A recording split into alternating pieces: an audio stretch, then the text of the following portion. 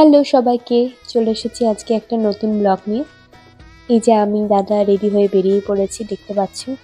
আমরা চলে গেছিলাম গ্রামের বাড়িতে। গ্রামের বাড়ি বলতে কাকুদের বাড়ি। সেখানে একটা আজকে অনুষ্ঠান রয়েছে।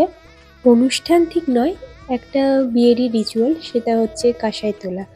এবার এই ব্যাপারটা কি আমিও জানতাম না।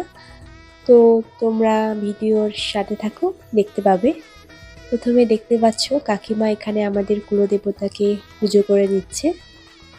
এবার আমাদের কুলদেবতা সেটা একটু আলাদা রকম। এখানে লক্ষ্মী, সরস্বতী, গণেশ, কার্তিক একসাথে থাকে, আর ওপরে মা দুর্গার বদলে নারায়ণ ঠাকুর থাকে। আজকে পুজো করার মূল উদ্দেশ্য হলো পান সুপুরি দিয়ে দেবতাদের আমন্ত্রণ জানানো হয় দাদার বিয়ের জন্য। তো এখানে কাকিমণি বরণডালা সাজিয়ে নিচ্ছে। এই বরণডালা দিয়ে এখন আমরা যাব কাঁসাই তুলতে। কাঁসাই আসলে একটা গাছ, পুকুরের ধারে জন্মায়। সেই গাছের শিকড়গুলো কাজে লাগবে, সেই কারণে এই বরণডালাটা সাজানো। প্রথমে আমাদের বাড়ির যেসব দেবতা রয়েছে তাদেরকে পুজো করে আমন্ত্রণ জানানো হবে। তারপর পুকুরের পাশে সেই গাছকে শান গড়িয়ে পুজো করা হবে। তো গ্রামের লোকজন, আত্মীয় স্বজন সবাই মিলে আমরা এখন পুকুরের পাড়ে যাচ্ছি। দাদাও আমাদের সাথে সাথ দিয়েছে। আর আমি যেহেতু ভিডিও করছি তাই ভিডিওতে আমাকে দেখা যাচ্ছে না। এই গাছটা হলো কাঁসাই, এর শিকড়গুলোই কাজে লাগবে। তো প্রথমে গাছগুলোকে স্নান করানো হচ্ছে, এবার পুজো করা হবে। গ্রামের দিকে এই নিয়মটা এখনো প্রচলন রয়েছে। কাঁসাই তোলা বেশ গায়ে হলুদের মতো জাঁকজমকপূর্ণভাবে পালন করা হয়। শহরে সচরাচর এসব দেখা যায় না। আমার ওইসব প্রথম দেখার অভিজ্ঞতা হলো। তাছাড়া বাড়ির প্রথম বিয়ে বলে কথা, তাই আরও কত নতুন নতুন নিয়ম দেখতে পাবো।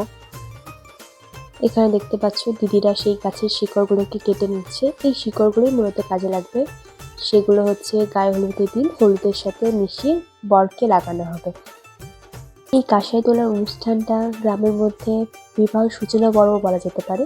সে উপলক্ষে এখানে মা, কাকিমা, দিদিরা একে অপরকে গায়ে হলুদ মাখিয়ে নিচ্ছিল। তোমরা দেখতেই পাচ্ছ এখানে প্রচুর লোক, সব আত্মীয় আমরা জড়ো হয়েছিলাম। এদিকে মামি হচ্ছে কয়েকটা গাছ তুলে নিল বাড়িতে লাগানোর জন্য। এখানে আমাকে মামি বলছিল যেটা ব্লগে দিস, আমি এই যে গাছ তুলে নিয়ে যাচ্ছি বাড়িতে লাগাবো, যেটা পরবর্তীকালে দিদির বিয়ের জন্য লাগবে।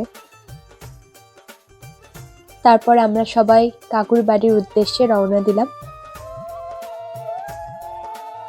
কাঁসাই গাছের যে শিকড়গুলো কাটা হয়েছিল সেগুলো এখানে দিদিরা ছোট ছোট করে কেটে নিচ্ছে। এগুলো এখন বাড়িতে রোদে শুকানো হবে।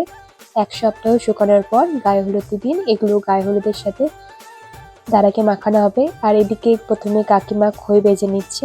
এই খই দিয়েই পুজো করা হবে, সত্যনারায়ণ পুজো। আর তারপর দাদাকে বিয়ের দিন এই খইগুলোই খাওয়ানো হবে। তো প্রথমে দেখতে পাচ্ছ কাকিমা এখানে খই ভেজে নিচ্ছে। কাকিমার পর মা, এরপর হচ্ছে খই ভাজতে বসেছে। খই ভাজা পর্বের পর আমরা খাওয়া দাওয়া করলাম। এখানে কাকিমা সেই পুজোর ডালি আর কাঁসাইয়ের শিকড়গুলো বাড়ির জন্য বেঁধে দিল। তারপর আমরা বাড়ির পথে রওনা দিলাম। আমি বাবার সাথে বাইকে এসেছিলাম। আজকে দিনটা এভাবেই আমার কাটলো। তোমাদের ভিডিওটা কেমন লাগলো অবশ্যই কমেন্টে জানিও। এরপর দেখা হবে পরের ভিডিওতে। টাটা।